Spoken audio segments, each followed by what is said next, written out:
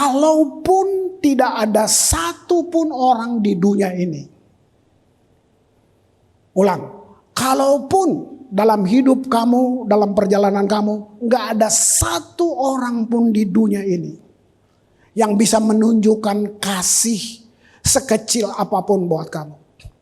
Hanya karena kamu di jalanan, siapa mau sayang kamu tukang parkir misalnya. Kalaupun itu gak ada, mari saya bilang, waktu kamu ngalamin Tuhan, saya mau kasih tahu, ayat ini menggagalkan semua pemahaman itu. Bodoh amat lo gak sayang gua. Tuhan sudah pilih saya sebelum dijadikan. Kamu gak perlu ngemis-ngemis begitu. Tuhan udah pilih saya sebelum dijadikan. Sombong gak ini lo yang ngomong firman, bukan saya ngarang-ngarang. Coba ngomong tiap pagi, bilang buat diri sendiri. Hey Grace, dengar, Tuhan sudah pilih kamu sebelum dunia dijadikan.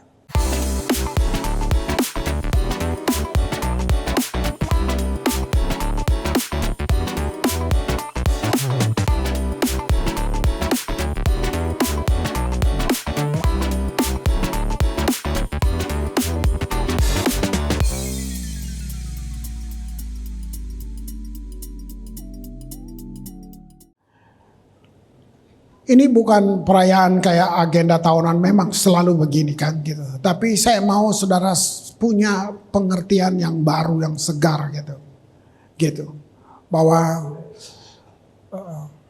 ada satu bangsa, ya Yahudi, Israel.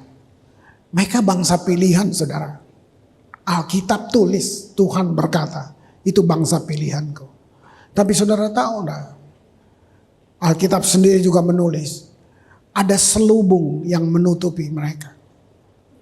Sampai mereka, juru selamatnya datang, mereka tolak gitu. Nah, kalau saudara dengar khotbah kemarin, Risendo, Jumat Agung kemarin, sangat manusia banget. Mereka berharap Tuhan yang keren, yang elegan, yang bahasanya, tatur katanya, yang mungkin kayak raja-raja dunia gitu. Itu ketebatan mereka. Mereka sudah datang, sudah berdiri, sudah berbicara depan mereka. Mereka menolak dia. Bersyukur gak saudara dan saya gak lihat dia secara fisik sekarang. Tapi kita tahu banget dia hidup di dalam kita. Kan Alkitab dari dulu begitu aja, gak berubah. Huruf itu mati, tapi roh menghidupkan. Nah sebab itu spirit dari kebangkitan, kematian dia itu yang hidupin kita hari ini. Luar biasa gak saudara lihat itu. Mereka masih menunggu, mereka masih berharap raja yang seperti mereka pikirkan. Nah, Paulus menulis gitu, pertobatan, keselamatan Gentile, satu orang-orang di luar Yahudi itu. Keselamatan kita membuat mereka akan cemburu. Gitu, kita akan membangkit kecemburuan mereka. Nah kita nih apa yang dibilang cangkokan, anggur yang dicangkok. Makanya kita perlu melekat pada pokoknya. Ya, kita yang dicangkok. Nah, lihat aja berkat yang saudara dapat sekarang. Saudara punya dia hidup di dalam kita sampai hari ini. Nah, itu penting untuk kita. Kalau enggak kita cuman penyelenggara ibadah, kita rame-rame tapi sebenarnya enggak ada untungnya. Gitu. Ya, saya nonton ibadah apalah, jalan salib dan enggak kayak gitu. Kalau lu hidup zaman itu lu pasti juga lari, nggak mampu. Gitu. Dia yang pikul. Gitu. Kita sekarang perlu dengan iman menerima apa hasil dari apa yang dia buat. Kamu nggak mampu dicambuk, dicubit aja menjerit, apalagi dicambuk lu gitu. Gitu. Ada yang satu yang mesti rohmu yang bangkit. Nah kita celebrate kayak barusan gitu itu dia gitu. Bagaimana rohmu menyatu dengan Tuhan di dalam penyembahan. Itu adalah iman kita. Luar biasa. Jadi hasil dari Yesus mati, dikuburkan dan bangkit.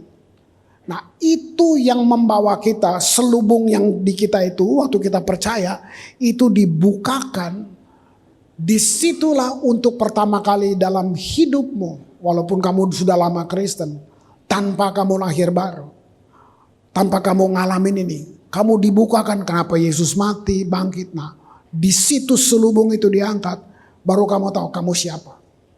Disitulah identitas kita. Sebelumnya kita nggak tahu. Menurut kita identitas tuh keluarga saya siapa, saya bangsa apa, hartamu seberapa, golongan kamu apa. Itu kan yang dunia ukuran yang dunia kasih, yang dibilang status sosial. Nah, kita pikir itu identitas kita. Saudara, kalau saudara benar-benar ngalamin hasil dari kematian dan kebangkitan, di sini kita lihat identitas kita. Galatia 2, saya mulai dari 19b sampai 20. Nah, ini musuh Injil pertama yang nulis ini Paulus. Musuh banget. Dia bunuh orang Kristen. Itu musuh besar. Hasil perjumpaannya, coba lihat. Hasil perjumpaannya, dia ketemu identitasnya. Sampai dia berani menyatakan ini. Enggak yang lain enggak nyata. Dia yang menyatakan ini. Aku telah disalibkan dengan Kristus. Terus ayat 20. Namun aku hidup. Tapi bukan lagi aku sendiri yang hidup. Melainkan Kristus yang hidup di dalam aku. Ini orang yang selubungnya udah dibuka. Ini orang Yahudi. Ini ahli Taurat. Ini Farisi. Yang ngomongnya begitu luar biasa. Tapi selubungnya ada. Nah, begitu selubungnya dibuka, dia bisa ngomong kayak gini. Kristus yang hidup dalam aku. Dan hidup yang kuhidupi sekarang ini dalam daging adalah hidup oleh iman. Nah, ini penting. Nah, iman ini kendaraan. Gak ada cara lain. Gak ada pilihan lain. Oleh iman dalam anak Allah yang telah ya. Saya suka selalu kata telah itu. Mengasihi aku dan menyerahkan dirinya untuk aku. Sebelum dia ngalamin ini, dia nggak tahu. Nggak bisa dia ngomong kayak gini. Nah, artinya saudara dan saya pun bisa punya pewahyuan seperti ini. Kalau kita benar-benar ngalamin Tuhan. Paulus sedang jelaskan melalui tulisan ini bahwa dia telah mati terhadap apa? Jadi disalibkan bersama Kristus itu bukan saudara pikul-pikul salib di perayaan Paskah gitu, bukan. Disalibkan bersama Kristus itu gini, dia mati terhadap kepentingan dirinya sendiri. Nah, setiap saudara dan saya punya bentuk lain-lain. Saya mesti seperti itu. Nah, kepentingan saya dan saudara beda. Gitu. Nah, tanpa anugerah, tanpa kasih karunia, tanpa satu yang dibukakan, kalau selubung gak diangkat, saudara gak bisa ngomong gini. Disalibkan bersama Kristus, gitu. Artinya gini, seluruh kepentingan hidup dia, gitu. Hidup dia semuanya, itu untuk kepentingan Kristus. Ini bukan berarti saya suruh saudara jadi pendeta, terlalu kecil. Itu, terlalu kecil. Saudara lebih dari itu. Kamu dan saya anak Tuhan, kekasih Tuhan, hamba Tuhan. Nah itu. Itu saudara dan saya. Nah, kalau itu benar, kita sering ngomong, tapi kalau itu terwujud nyata enggak? Nah, untuk kita bisa ada dengan Paulus, nah itu dia. Kepentingan kita selaras enggak dengan kepentingan Tuhan? Itu yang dimaksud disalibkan bersama dengan Kristus. Nah, sebab pada umumnya semua kita termasuk saya, gitu. Semua kita orang Kristen, ya. Kita mementingkan diri sendiri. Saya harus selalu sadar ini. Ya. Keinginan kita pengen dilayani gitu. Boleh gak kita punya cita-cita? Boleh dong. Itu orang hidup. Itu orang yang punya semangat hidup. Gitu. Ada ambisi yang baik, ada ambisi yang gak baik. Gitu. Boleh dong punya cita-cita. Kamu punya rencana hidup, boleh. Dihubungkan dengan disalibkan artinya begini. Pertanyaannya gini, sudahkah rencana saya, ambisi saya, cita-cita saya, ya, diselaraskan sesuai dengan rencana Kristus. Nah itu, mari tanya. Kalau nggak apa-apa, kalau kamu belum tahu, Tuhan udah jitak-jitak kepala kamu, ngobrol aja, nanya, Tuhan, saya sudah selaras belum? Gitu. Coba lihat itu. Ya, semua orang Kristen harusnya begini kalau namanya Kristen, gitu. Apakah kita cocok karir kita seperti dia? Karena pada akhirnya sering kita melihat banyak orang gagal karena meniru orang lain. Kita mau kayak orang lain, lalu waktu nggak jadi kita salahkan Tuhan. Nah, ini sebenarnya uji sendiri apakah saya beragama Kristen atau dia gaya hidup kekristenan itu. Dia satu kehidupan Kristus yang nyata. Ya kan? Saudara kejar sesuatu, Tuhan selaras gak dengan Tuhan? Enggak, Tuhan gak, bukan seperti apa ya, konsep-konsep kita, terus kita disengsarakan gitu. Enggak, saya sudah bilang, seluruh Tuhan di luar Yesus hanya Tuhan yang menuntut. Hanya Yesus Tuhan yang memberi. Lihat itu. Nah itu aja gitu. Lihat, kenapa kamu korupsi? Korupsi itu bukan karena lu susah. Enggak, orang susah cuma bisa nangis, marah-marah, paling gitu. Orang korupsi itu ini udah punya tapi masih rakus. Korupsi itu rakus. Udah punya kurang, udah punya masih terus. Itu korupsi. Itu kayak spirit gitu. Nah, tapi kamu Kristen, tapi kamu coba.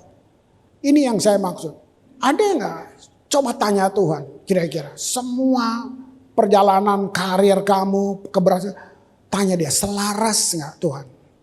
Nah kalau itu selaras, kamu siapa yang bisa ganggu kamu? Siapa yang bisa ganggu? Bayangin. Ya. Tapi gini, kematian dan kebangkitan ini yang membuka mata kita. Sayangnya kita cuma rayakan agendanya aja. Tapi kita nggak ngalamin secara roh bagaimana kita dibukakan. Nggak ada nasib buat orang Kristen. Nasib itu fatalisme. Udah, kamu memang begini sampai mati. Itu nasib. Gitu. Ya kan? Jadi silakan. Kamu boleh punya cita-cita. Tinggal kamu ngobrol. Selaras nggak Tuhan? Nah kalau selaras, bayangin dia Tuhan. Mana bisa kamu gagal di situ? Ya, nah, saya ini bacaan saya teringat aja. Tahun 80-an waktu saya bertobat, saya mulai dengan bacanya cuma satu buku. Dan itu terus yang saya baca karena bukunya berjilid-jilid gitu, ya. Saya baca Watchmeni. Nah, dia menata saya punya tatanan bicara dan karena itu buku yang saya baca pertama. Gitu. Watchmeni baca lalu saya ketemu satu namanya John Sung. Nah, saya mau hubungkan dengan apa yang saya jelaskan di atas. Dia akhirnya disebut penginjil yang dijuluki dibilang obor Asia. Nah, saya mau kasih contoh selaras ini ya gitu. Dia bukan kepengen jadi pendeta, jadi penginjil, enggak. Tapi dia cinta Tuhan. Nah, dalam perjalanannya bayangin, abad itu, ini abad lalu ya. Kalau ke Amerika naik kapal kayu. Bayangin, belum ada teknologi begitu maju. Bayangin, siapa John Sung? Dia doktor kimia lulusan Ohio University. Jadi dia orang Cina yang pergi sekolah ke Amerika kira-kira gitu. Pintar saudara. Lulus gelar terbaik. Bayangin, orang Asia artinya orang Cina yang kalahin tuh bule-bule kira-kira gitu. Nah dalam perjalanan pulang dari Amerika, Tuhan jumpai dia di kapal itu. Ini indah banget. Nah, saya pakai kata kairos. Kairos itu kalau diterjemahkan Allah melawat. Setiap kita ngalamin itu. Kenapa kamu bertobat? Nggak mungkin iseng-iseng aja Pak, siapa tahu asik. Nggak ada gitu jawabannya, nggak ada. Kenapa lu bisa tobat? Kamu ngalamin Tuhan melawat kamu. Kamu nggak punya ide. Kamu nggak punya ide untuk itu. Bahkan di tengah kamu lagi nggak suka, tiba-tiba sesuatu yang ajaib datang buat kamu.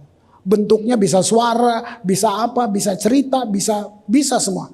Nah, itu yang dibilang kairos. Gitu. Nah, Tuhan lawat dia. Di perjalanan itu, Jonsung menangis cuma lihat Tuhan sedang bilang begini. Saya punya rencana. Kalau dia cuma dokter kimia, dia nggak akan dapat julukan obor Asia itu.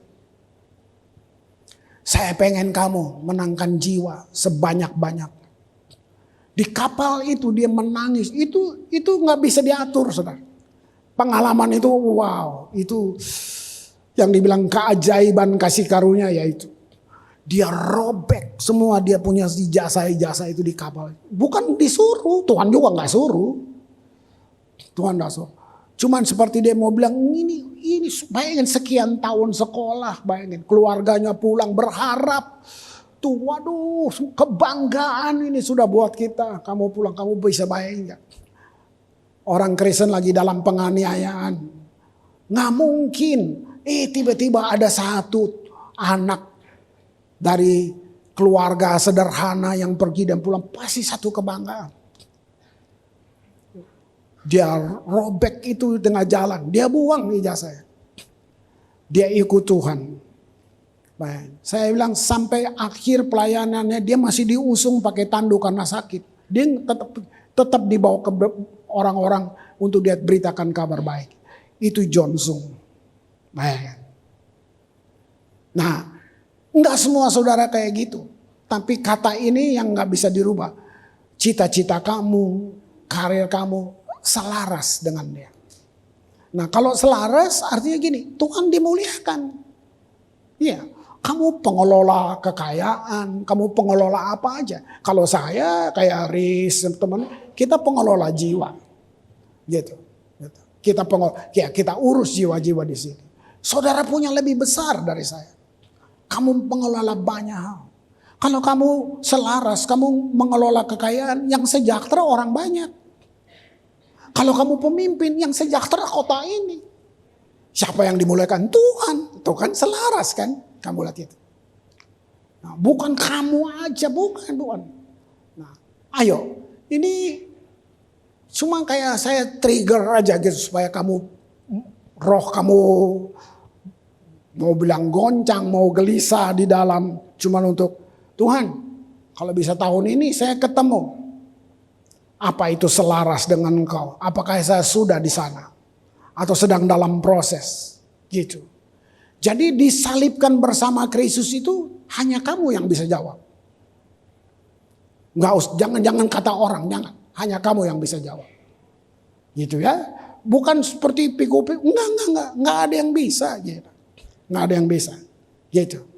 Nah saya mau ajak kita kenal lebih dalam lagi. Apa yang diungkapkan firman. Ini wahyu-wahyu setelah Yesus bangkit. Saudara. Nah, firman-firman ini akan bukakan kepada kita. Khusus personal. Sangat pribadi buat kamu. Lihat. Efesus 1 ayat 4. Sebab. Di dalam dia. Dia yang sudah bangkit itu. Di dalam dia. Allah telah, selalu kata telah itu saya suka banget. Karena telah itu berarti gini, udah selesai, so gue udah bikin. Bukan nanti kalau lu baik, nanti kalau kamu setia, enggak. Kalau nanti itu belum jadi, telah itu harus sudah. Allah telah memilih kita, sangat pribadi ini. Kamu bisa tulis namamu, Allah telah pilih saya. Nah,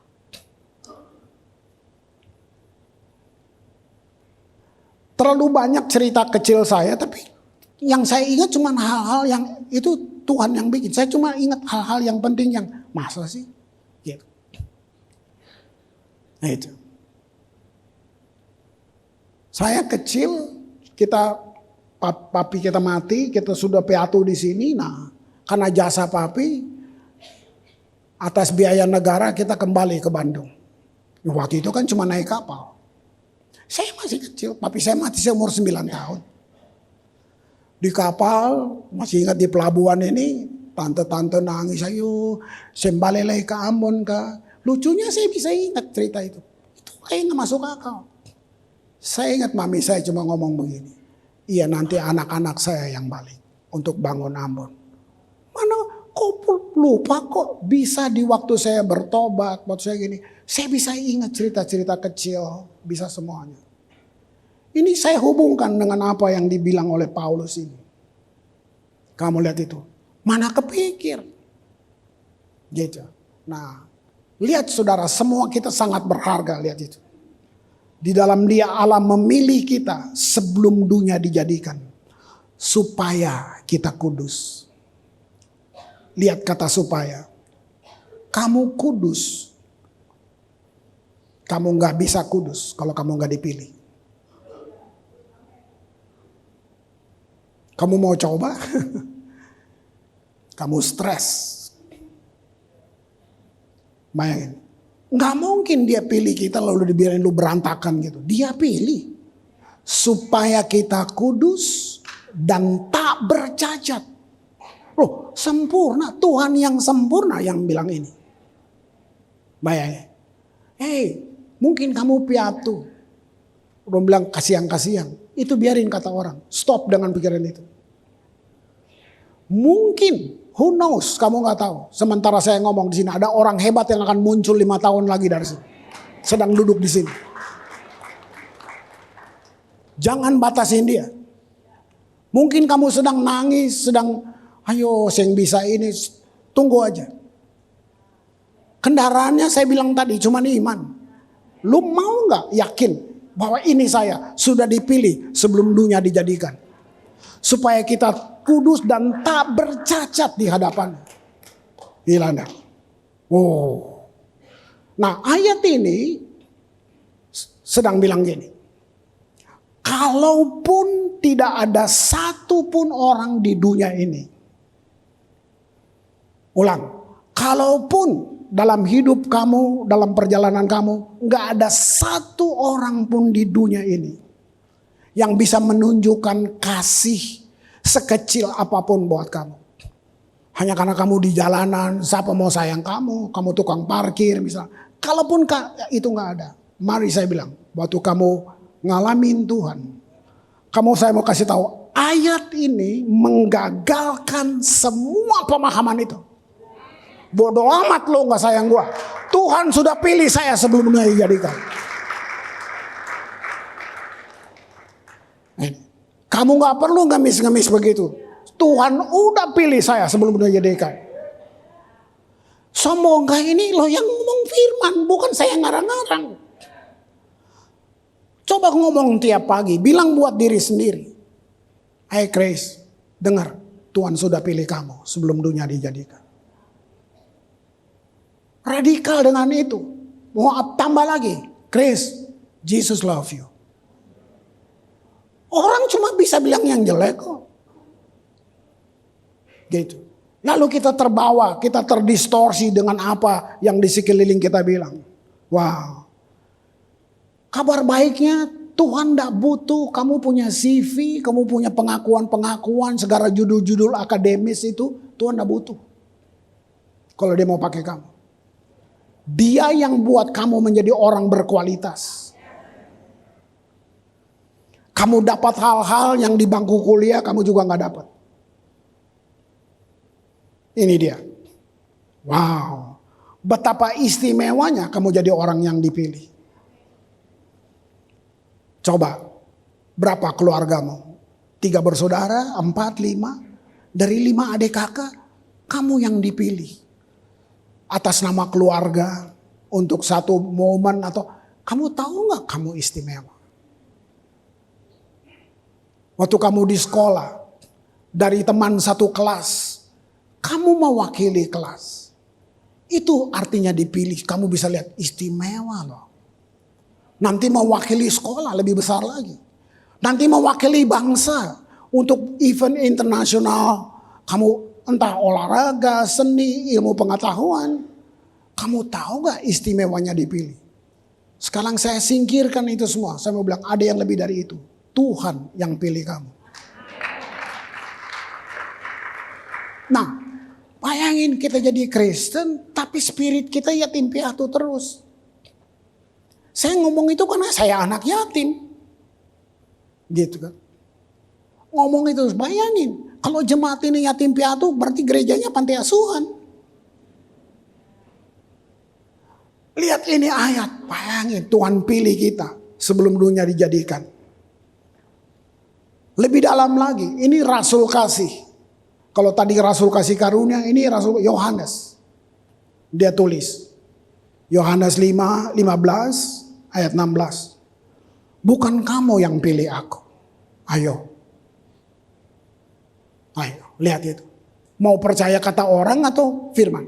Bukan kamu yang pilih aku, tapi aku yang memilih kamu. Saya suka lagi kata ini. Aku telah menetapkan kamu. Supaya kamu pergi dan menghasilkan buah. Dan buahmu itu tetap. Supaya apa yang kamu minta kepada Bapa dalam namaku diberikannya kepada kamu. Kenapa lu gak dapat? Lu udah minta-minta gak dapat.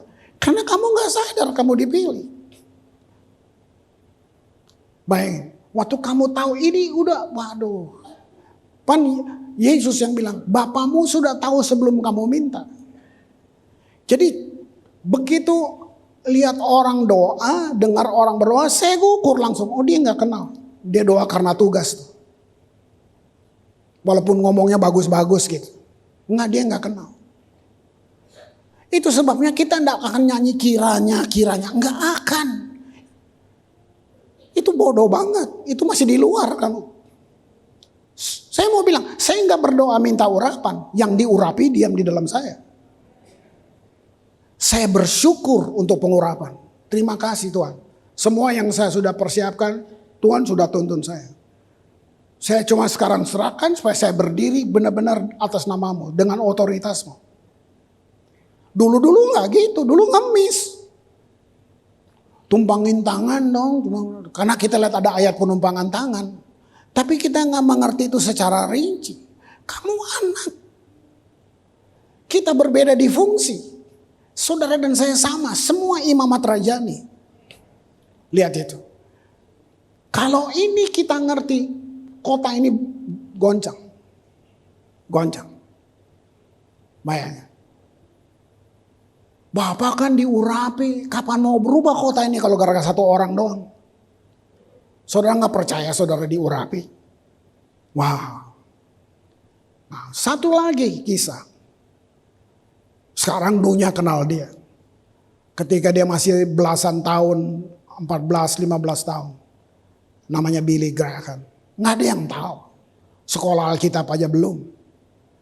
Masih datang gaya anak muda. Ada namanya pelayanan tenda pada masa itu.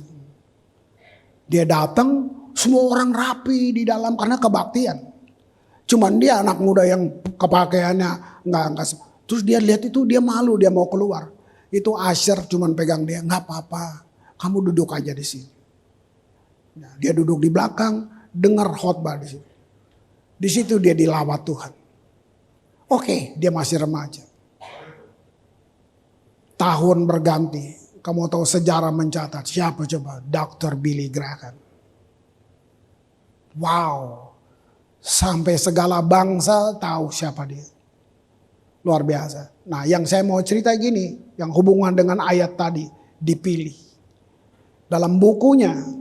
Dia nulis gini. Nanti kalau saya di sorga. Saya cuma pengen ketemu Tuhan dan saya mau tanya, why me Lord? Kenapa saya? Kamu lihat? Jangan hukum dirimu. Kalau kamu sudah hukum dirimu, siapa yang bisa tolong? Kamu sendiri hukum diri kamu. Ayo, ini momen di mana buang. Benalu-benalu itu buang. Lepasin semuanya. Lihat firman bilang apa buat kamu. Gitu. Iblis itu penipu. Dia gak punya power. Dia punya daya tipu. Dan dia jago tipu. Nah, kamu jangan mau satu-satunya ya bergaul dengan firman. Oke, saya ambil Efesus 1 tadi ayat 4, tapi terjemahan Inggrisnya karena saya ada satu kata yang di bahasa Indonesia tadi kita baca itu nggak ada. Oke, lihat Efesus 1 ayat 4 dibilang according. Saya suka kata itu. According as he had chosen us in him before the foundation of the world, that we should be holy and without blame. Tahu nggak? Tanpa menyalahkan. Nggak ada blame. Before him in love. Nah, kata according ini, kamu dipilih, dia mati, dia bangkit. Begitu saya bilang kematian itu membuka wahyu, ternyata saya sudah dipilih loh. Nah, waktu kamu sadar, nah karena kita hidup dalam dosa, kita bertobat, kita sadar, ini panggilan Tuhan. Mari, according ini, kamu selaras dengan saya. Tuhan mau kita hidupnya selaras dengan dia. Nah sampai di sini, ini kekuatan, ini pewahyuan yang membuat kamu gak kejar yang gak perlu dikejar. Ya, nanti saya minta keyboard sama Yani ke atas, saya cuma mau jelaskan according ini. Saya mau pakai analogi musik untuk menjelaskan buat saudara apa sih according itu. Jadi bagaimana kita hidup dengan Tuhan? Bagaimana saya bisa selaras? Ya kamu memang gak bisa, kamu cuma perlu ikut. Saya suka pakai kata ini, kita tidak berperang untuk menang. Nah, doa-doa peperangan itu kayaknya lu yang lebih hebat dari Tuhan. Kamu berperang dari kemenangan. Jadi doa kita sebenarnya cuma mendeklar apa yang Yesus buat. Nah itu, apa saja, kamu gak bisa. Kebodohan kita kalau coba menolong Tuhan, itu kebodohan bagi orang Kristen. Nah, ini selaras ya. Nah, ini cuma analogi aja. Nah, ini suara yang pertama. Selaras tuh kata harmoni. Nah, saya pakai contoh musik karena saya baru tahu. Ternyata kata harmoni itu ada karena ada musik.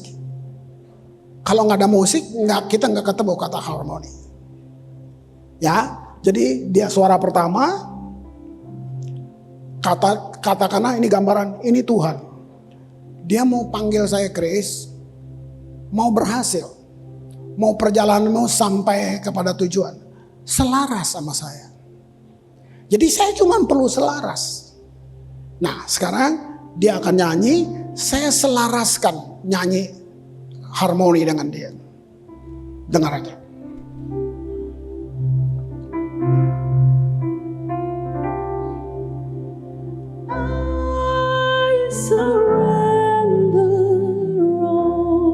Ini yang benar. I surrender all to thee, my blessed Savior. I surrender all. Sekarang saya harus selaras dengan dia. Jangan coba pakai cara sendiri. Sekarang saya ikut. I surrender all. I surrender all to thee, my blessed Savior. I surrender all. Sekarang saya mau bangun sendiri. Saya mau pakai cara saya. Saya nggak mau ikut. Saya mau bikin ritme sendiri. Tapi saya nyanyinya sama. Cuman saya mau pakai cara saya. Coba saudara lihat. I surrender all. I surrender all. Surrender All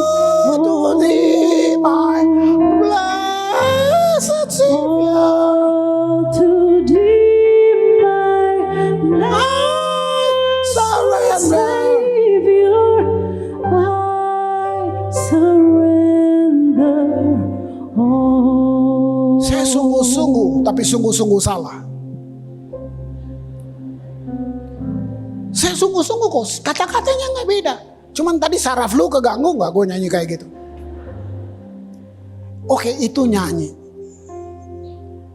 Ini hidup. Tuhan panggil dengan lembut untuk selaras. Oke, kamu punya sense of business. Kamu punya selera bisnis yang tajam, yang kuat. Itu alami kamu. Tapi sekarang Tuhan bilang, coba ikut cara saya. Kamu bilang, enggak, aku udah tahu. Oh gini, bisnis sama dia gini, aku udah tahu. Nanti udah rugi, ketipu, baru marah Tuhan. Itu yang saya bilang. Kita Kristen, tapi kita gak mau selaras. Yuk, pesan ini kiranya tahun ini merubah kamu semua menjadi tanda ajaib. Generasi, pilih sekolah, mau apa? Tanya dia. Bukan gak ada duitnya, aduh bukan gitu, terlalu kecil. Gitu. Pilih, tanya dia. Tanya dia. Tuhan saya mau. Ya. Nanti kamu lihat. Kamu lihat, selaras dengan dia. Wah. Itu tadi analogi sederhana ya, supaya saudara cuma ngerti. Tuhan adalah kasih, artinya pribadi, yang mengubah kita untuk menjadi selaras dengan dia. Sehati dengan dia. Nah itu hubungan harmoni. Nah selaras di sini, yang saya bilang tadi harmoni. Coba lihat, tadi musik ya. Do, re, mi, fa, sol, la, si, do. Gitu. Coba, kok berakhirnya do lagi? Kamu lihat gak? Tuhan kan seniman agung. Dari mana nih? Pengertian ini. Do mulai tutup dengan do. Mari saya bilang. Mungkin gak ada di sekolah musik. Ini alfa dan omega. Yang di tengahnya semua nada ada di situ.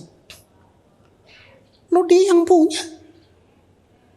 Semua seni-seni di luar tuh mencuri pewahyuan. Yang kita gila-gilaan sama mereka. Itu sebenarnya mereka curi pewahyuan. Semua berasal dari sini kok. Bayangin. Nah, artinya harmoni gini. Kita gak sama dalam bentuk. Sengaja Tuhan bikin kita berbeda. Semua gak sama. Tapi kenapa kita mau bikin sama? Chinese, Ambon, Batak, Manado, Jawa. Semua beda. Itu. Kenapa kita bikin sama? Nah ini yang stresnya di sini. Bayangin. Pernikahan gak mungkin sama lah. Beda. Tapi kenapa kita berkelahi? Karena saling mengubah. Coba. Do kawin sama do. Jadi dodo. Mau sama. Re sama re. Re. Nah, lu ngarang aja sendiri terus. Coba. Do mi, do fa, do sol. Coba. Itu harmoni loh. Coba. Indah gak kalau ini kita ngerti? Kita istimewa, kita unik, kita semua. Mazmur 25 ayat 14. Tuhan bergaul karib. Bukan semua orang. Dengan orang yang takut akan dia. Nah memang kata takut ini sering ganggu sih. Sering ganggu. Gitu. Saya satu kali ketemu. Ya saya suka riset aja gitu. Saya ketemu kata takut itu. Saya ketemu di cerita murid-murid ketakutan di tepi danau itu. Maka takutlah mereka. Ternyata kata takut yang dipakai sebenarnya bukan takut kayak takut tete momo gitu. Takut yang di sini artinya gini, awesome, kagum. Kekaguman yang dewasa. Jadi kita mendekat ke Tuhan tuh kagum gitu. Bayangin. Nah, Tuhan bergaul karib dengan orang yang takut akan dia. Lihat ini, perjanjiannya diberitahukan kepada mereka. Enggak kepada semua orang. Enggak. Makanya saya dari depan, kamu ngalamin pewahyuan kebangkitan kematian. kamu connect with God, kamu akan lihat. Dia perjanjian dia kasih buat kamu, dia nggak ngasih buat yang lain, nggak ngasih. Makanya kamu mungkin hanya staff biasa, tapi di dalam kamu penuh dengan perjanjian-perjanjian yang orang nggak tahu. Kamu bisa jadi inspirasi buat siapa aja. Kamu nggak mengubah orang karena, jangan, bukan gitu. Kamu jadi inspirasi buat orang-orang itu, mereka berubah. Bosmu yang nggak percaya bisa berubah jadi percaya karena kamu inspirasi. Lihat, perjanjiannya diberitahukannya kepada mereka. Saya perkaya lagi, saya ambil terjemahan The Passion lagi, ya. Ini kaya banget. Lihat ya. Mazmur 25:14. Ada satu tempat tersendiri. Waduh. Kira enggak?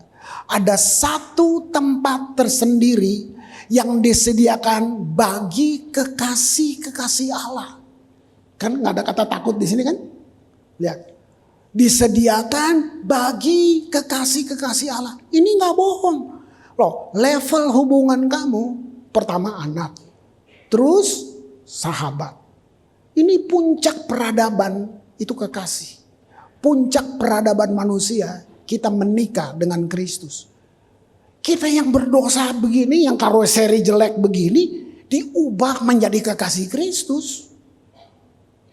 Wow, nggak masuk akal. Kalau mau pakai akal jalannya sendiri. Lihat, kekasih Allah di mana mereka duduk dekat dia. Nih, lihat nih, selaras. Duduk dekat dia dan menerima rahasia pewahyuan. Ampun. Lebih dari janji, saudara. Rahasia pewahyuan tentang janji-janjinya. Wih, perjanjian lama aja buat bangsa yang dijajah, bangsa yang jadi budak dibuang. Itu pembuangan ke Babel tuh mengalahkan 400 tahun jadi budak di Mesir, saudara. Beneran. Tapi kamu lihat bagaimana Yeremia kirim suratnya beda dengan nasihat nabi-nabi yang lain. Dia yang bilang, saya berdoa supaya kalian cepat kembali. Enggak. Suratnya bilang gini, usahakanlah kesejahteraan kota di mana kamu aku buang. Keren gak? Hanya kamu selaras dengan Tuhan, kamu bisa rubah kehidupan. Kamu bisa rubah tempat kerjamu. Kamu bisa rubah tempat di mana kamu dipercayakan memimpin. Kamu bisa rubah. Luar itu. Wow. Begitu banyak pelajaran Kristen yang bukan Injil. Ya, bukan Injil. Kenapa mereka membangun satu sistem kepercayaan seperti Tuhan itu tiap hari cuman catat hitung-hitung lu punya salah, hitung-hitung. Oh, ya bagus sekali, salah 5 kali. Terus ditulis dalam buku besar jagat raya gitu, Tuhan tulis semua. Kayak gitu Tuhan.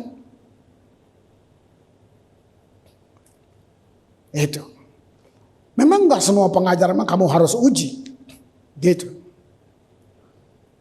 Agama, hukum Taurat menuntut kebenaran dari orang berdosa. Mana mungkin?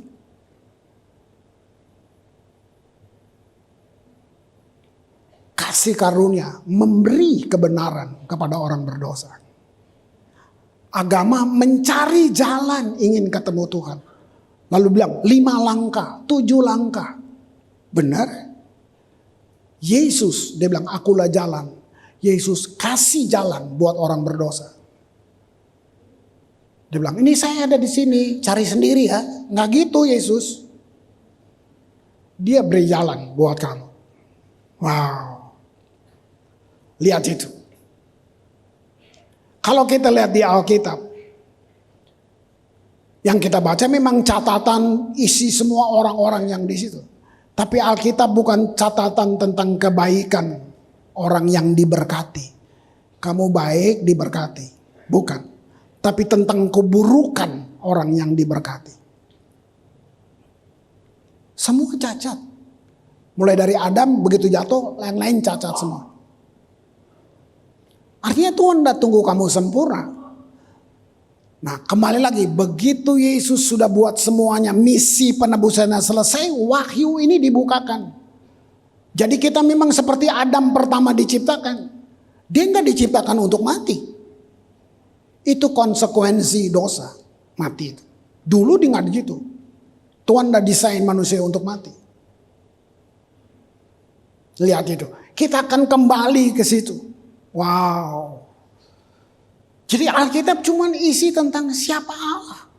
Yang merubah orang. Merubah sampah-sampah ini jadi mutiara. Jadi permata. Gitu. Wow. Ada sebut para pahlawan iman.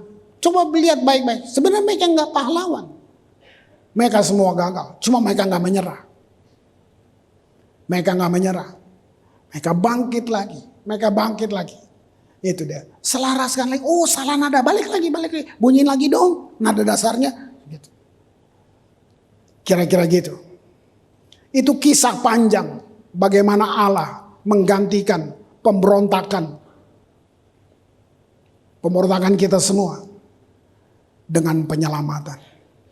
Keselamatan itu baru halaman pertama saudara. Dari kasih karunia. Saya menangis paling banyak cuman karena renung kita Tuhan terlalu baik. Bukan karena susah, enggak. Tuhan, saya berharga ya. Itu. Jadi nggak penting orang nggak apa-apa. Kamu bisa salah kok, masih bisa. Dan selalu langsung orang yang menghukum. Tuhan enggak. Tuhan enggak. Saya terima kasih ada satu orang kemarin waktu saya khotbah hari Minggu, dia kasih amplop. Saya buka isinya surat dia tulis tangan. Dia bilang gini, Pak, ya saya cuman belum mau, nggak layak ketemu Bapak, dia bilang gitu. Cuman saya mau jelasin, pelacur itu pecahkan buli-bulinya seharga 300 dinar. Itu upah setahun dia kerja Pak. Dia kasih yang terbaik. Saya baca itu saya nangis. Wow. Hebat. Dia pecahkan buli-bulinya. Dia bukan, itu sehari sedinar kerja. Jadi itu upah setahun. Yang dia tabung. Terus dia kasih buat Yesus. Yesus gak minta. Wah bayangin, coba lihat. Kalau saudara ngerti itu. Yesus yang bilang kemanapun Injil diberitakan. Ini orang tetap diceritain. Ya, Roma 8 ayat 11. Tangkap kamu sangat berharga. Tangkap itu. Papamu gak sayang kamu, gak bisa gagalkan aku telah dipilih. Mama saya tinggalin, bodoh amat. Sekarang lu udah ngerti, gak apa-apa. Tuhan datang. Kalau Tuhan mau tinggalin saya gak lahir. Selama saya masih diizinkan lahir berarti ada rencana Tuhan untuk saya. Itu dia. Oke, Roma 8 ayat 11. Jika roh dia yang telah membangkitkan Yesus dari antara orang mati diam di dalam kamu, maka ia yang telah membangkitkan Kristus Yesus dari antara orang mati akan menghidupkan juga tubuhmu yang fana itu oleh rohnya yang diam di dalam kamu. Wih, ini gini. Jangan mesti baca 3 pasal tiap hari, bohong. Nanti lupa, aduh udah 2 hari gak baca, berarti gue mesti baca 6 pasal dong. Ini dia nih. Lu dibelenggu lagi lo. Baca 1 ayat sampai dia ngomong sama kamu. Sampai ayat itu ngomong. Sampai lu nangis-nangis sama 1 ayat itu. Ya itu. Tapi kan memang dulu kita begitu. Itu masa-masa kita pernah diatur kayak gitu. Kita jadi budak agama kayak gitu. 1 Petrus 1 ayat 3. Terpujilah Allah Bapa dan Tuhan kita Yesus Kristus. Yang karena rahmatnya yang besar telah melahirkan kita kembali oleh kebangkitan Yesus Kristus. Tahu gak arti kamu dilahirkan kembali? Kamu ditukar. Keris yang berantakan, yang berbusuk-busuk ini ditukar. Dibilang new created, ciptaan baru. ya, di antara orang mati kepada satu hidup yang penuh pengharapan untuk menerima satu bagian yang tidak dapat binasa. Siapa yang berani janji kayak gini? Siapa pribadi siapa di seluruh alam semesta berani janji seperti ini?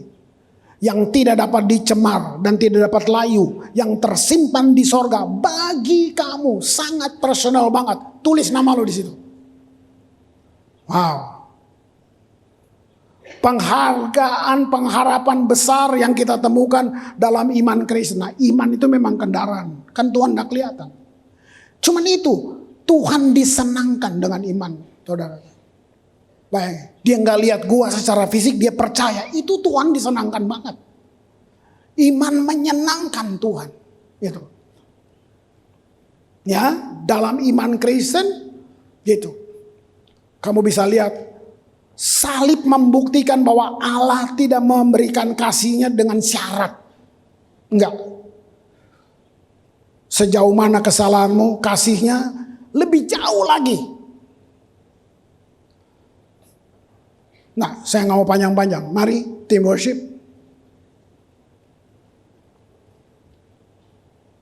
Pengharapan terbesar kita di dalam Dia. Gak ada di dalam yang lain. Tidak ada kuasa dalam alam semesta ini yang bisa mengampuni dosa selain Yesus Kristus. Wow. Luar biasa. Dengar aja. Jangan ikut nyanyi dulu. Dengar aja. Saya cuma ini kayak menyimpulkan. Supaya kamu bisa tahu iya ya. Dengan Dia. Karena semua yang Dia buat ini, saya bisa menatap hari besok. Orang benar akan tersenyum melihat hari depannya. Gitu. Sekarang saya gini, belum tentu besok akan beda. Mari generasi bangkit buat itu ya.